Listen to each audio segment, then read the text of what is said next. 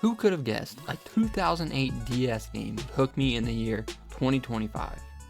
The Pokemon Platinum did just that. Hello everyone, I am Otaku Ronin, and I am a Pokemon noob. I was never into Pokemon as a kid, so I have never fully experienced a Pokemon game. So today, I will be telling you all about my first ever full Pokemon playthrough of Pokemon Platinum.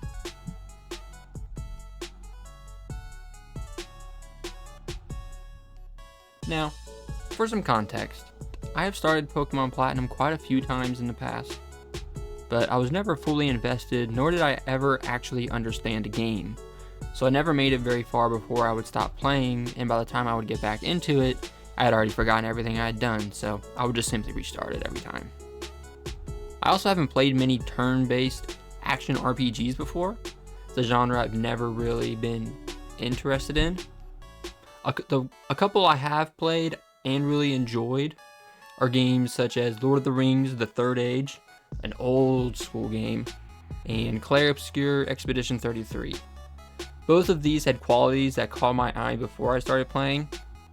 For example, with Clair Obscur, you being able to parry attacks and dodge was something I thought was amazing for that genre. And then with Lord of the Rings: The Third Age, it being a Lord of the Rings game, because I'm a big Lord of the Rings fan, and just you being able to find and equip better armor, better gear, that was all something I really enjoyed.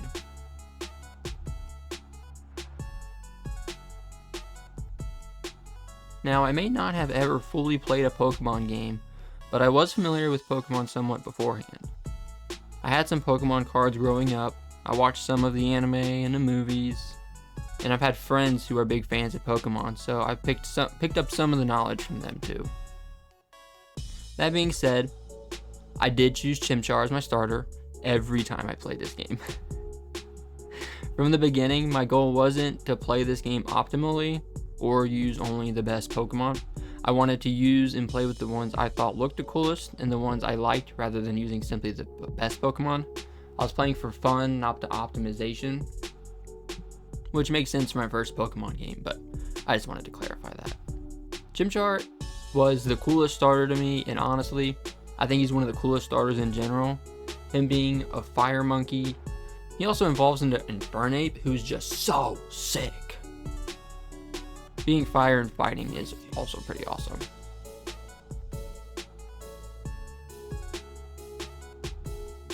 Now, I'm not sure how surprising this will be, but the toughest fights for me was actually the Elite Four and then the champion fight with Cynthia.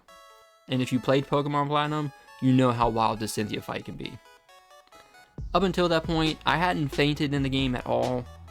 None of the previous gyms, none of the previous trainer fights.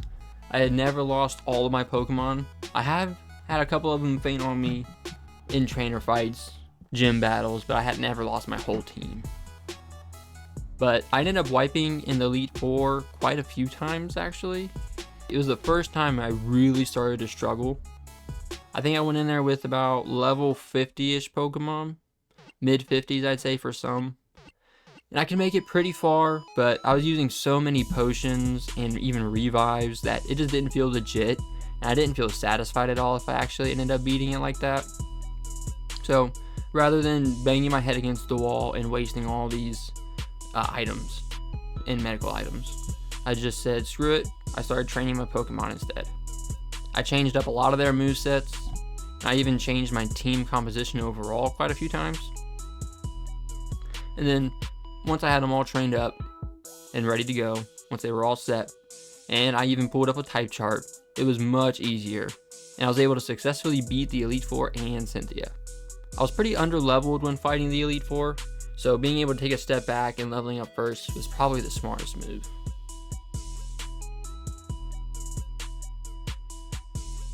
Next, I wanted to highlight and talk about my Hall of Fame team too. My favorite and best Pokemon was definitely Infernape. He was my starter and he was with me the whole way. If I was ever in a tough battle and needed a closer, I'd send him in. He was always a much higher level than my other Pokemon since I never took him off my team and I always kept leveling him up. So anytime I was really struggling or if there ever was a gym battle where all of my good Pokemon against that type were down, Infernape was usually such a high level that I was able to just end up beating the gym anyways because of him. Next, I had Absol. Absol was one of the Pokemon I knew going into this game that I wanted to catch and have on my team. Growing up, I always thought he was one of the coolest looking Pokemon, and he was one of the few I actually knew back then. He also came in handy against the Psychic using Elite Four member. Before, I didn't really have any dark coverage, but bringing him in, I even gave him some really good TMs if I'm remembering correctly. And he was definitely a good member to have. I also had a Gyarados on my team. I'd always heard Gyarados was a really good Pokemon to have, and there really weren't any other water type Pokemon that caught my eye. So Gyarados is the one that I decided on. Also, side note, I'm pretty sure I'm saying Gyarados wrong. I think there's a different way you're supposed to say it, but that's how I like saying it, and I think it sounds pretty cool, so I'm just gonna keep going with it. Besides, Gyarados is so awesome anyways. I'm not sure if he is supposed to be a tank, but I definitely ended up using him as one for a while. We also had Lucario as part of the team. Lucario's moveset ended up being pretty insane, and I also gave him some really good TMs too. Having two fighting types on my team wasn't ideal, but their moveset and also being steel made up for it in the end. Then there's Garchomp. They were my beatermon. As long as it wasn't an ice move, they were capable of taking on anything. I got them pretty late on in my playthrough, but they soon grew to be one of my favorites. And last but not least, we had Leafeon. Leafeon was my very last addition to the team. I knew I needed some grass coverage, and I finally found where to get a free Eevee, so I evolved them and grinded them up to where everyone else was. I also ended up teaching Leafeon Grass Knot, and I remember this specifically because it came in so clutch against the ground type Elite Four member, because all of their mons were, 1, already weak to grass, 2, all super heavy Pokemon. So using Grass Knot, that was already super effective, while also doing more damage the heavier they are, it just swept them. Oh, it just swept them. It was actually kind of crazy.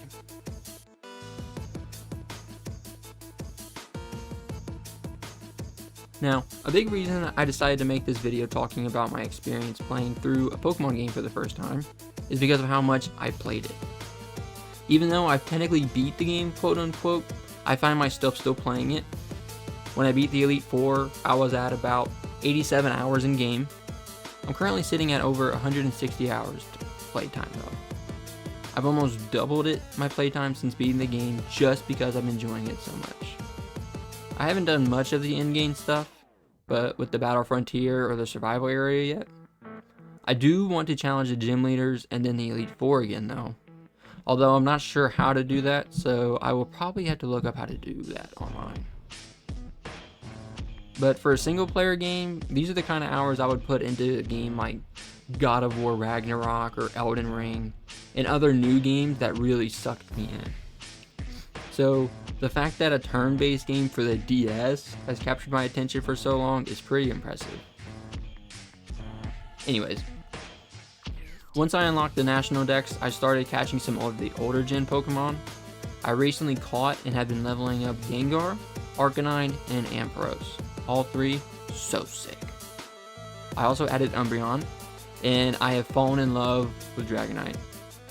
They've almost caught up to my Infernape's level, which is pretty crazy, but that is partially due to me changing up my team quite a bit after the Elite Four. I put Infernape into the PC for a bit, which kind of broke my heart at first, but it's for the best to level up all my other Pokemon and even out my team, so. But I've also been roaming the world, finishing anything I missed initially. I grinded for a lucky egg, went searching for some TMs, and I check every day to try and get a heart scale from the newspaper guy too. I know I can find those underground, but I don't desperately need them, so I just casually get them when I have the Pokemon that they're looking for.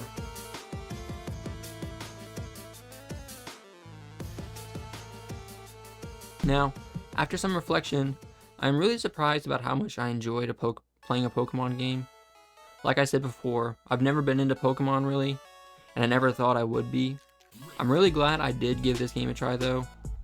A big motivator overall for me to play was watching the YouTuber Mr. Fruit and his Pokemon Nuzlocke.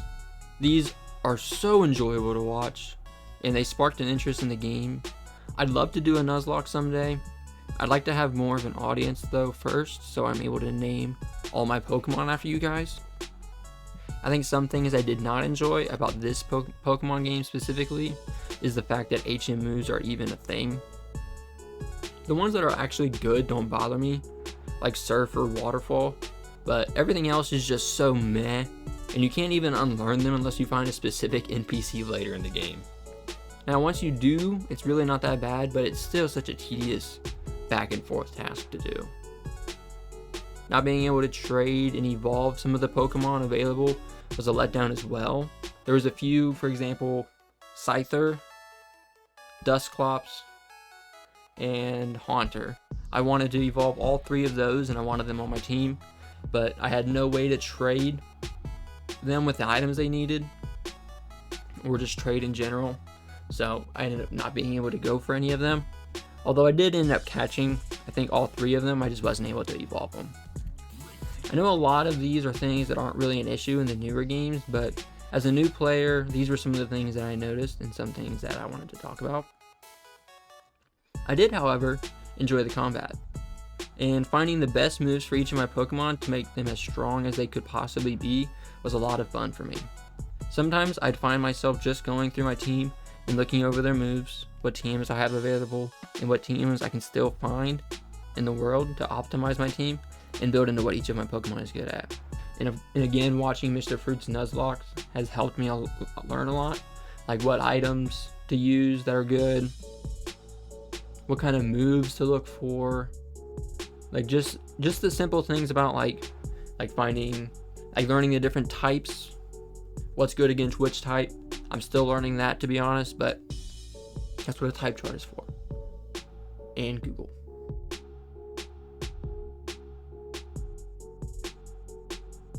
Now, I plan to continue playing as long as I keep enjoying the game.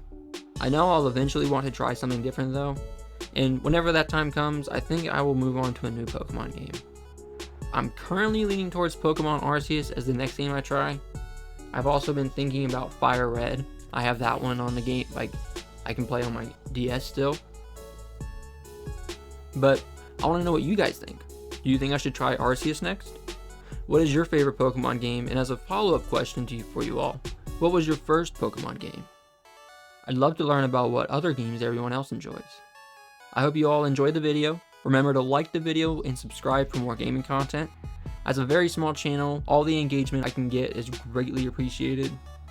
But that's all I have for you guys today. Have an amazing day, everyone. But that's a wrap. So I'm out of here. Peace.